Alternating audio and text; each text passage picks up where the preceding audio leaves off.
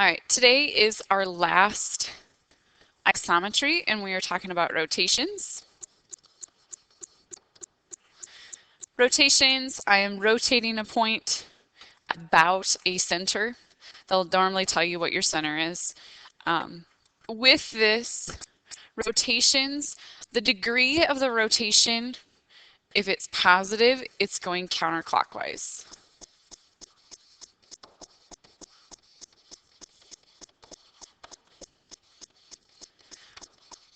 This is something hard to remember because our tendency is to always go clockwise. So it's backwards of what you would think.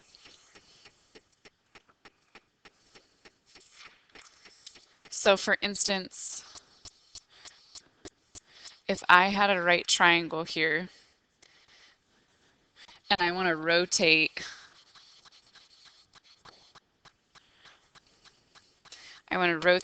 rotate this triangle about 90 degrees. I'm actually going to be rotating it counterclockwise. So instead of being at, if I was thinking about this as a clock, instead of being at 3 o'clock to 6 o'clock, we'd be going 3 o'clock to 12. And my image would be up there. If I wanted a negative 90 would be going in the counterclock or in the regular clockwise direction, and would be going to our 6 o'clock.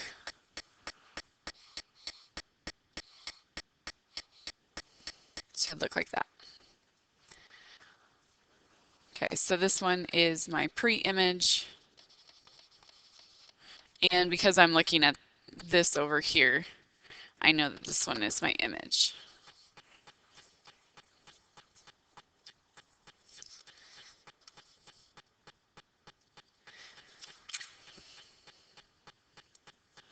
The next thing with rotations is they will give you a shape, a regular polygon, and you have to figure out how do I get from one coordinate to the other.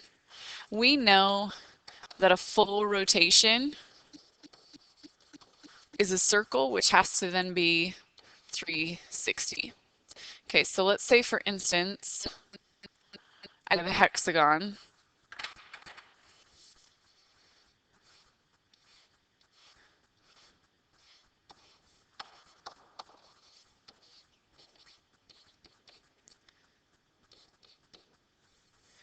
Okay, and they're going to ask you, say for instance, what is the rotation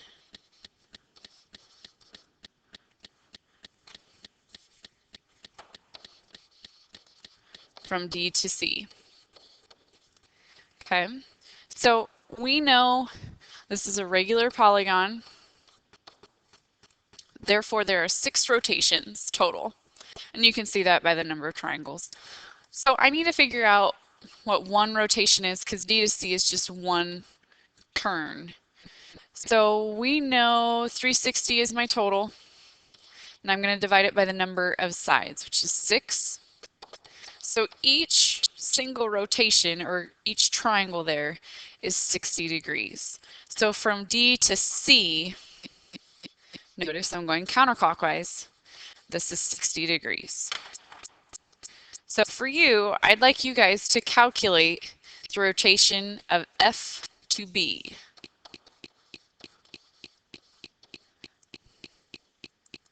All right, F to B, we're going to count the number of rotations.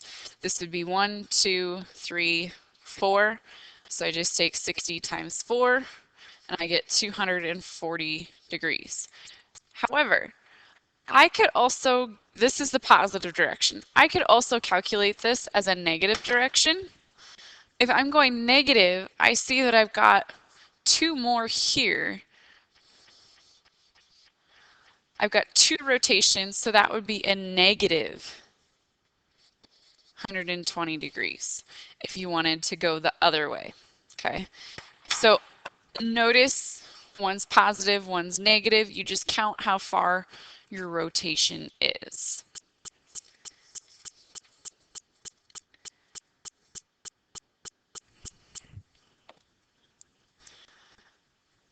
So for you guys, I'm going to give you another shape.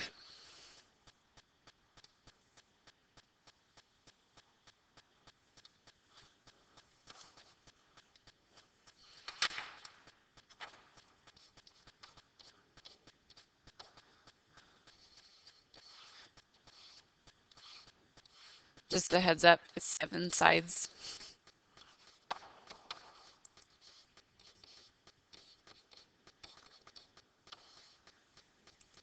All right, so for you guys,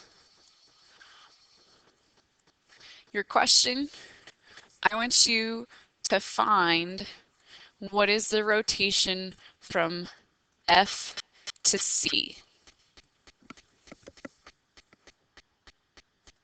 All right, so the first thing I need to do, obviously, is figure out what one rotation is.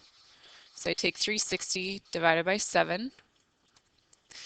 Looking at this when you're calculating it, 360 divided by 7 gives me 51.42857, etc. That's okay. Give me a rough estimate. So we're going to approximate this to 51.4.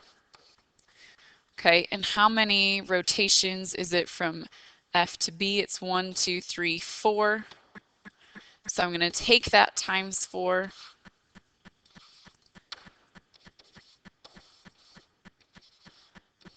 So I know my total degree from F to B is 205.6.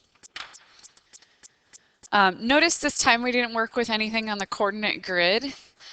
In class, we will be talking about how to rotate an image. We'll be working with compasses and protractors in order to figure out how to rotate an image about a point. Okay?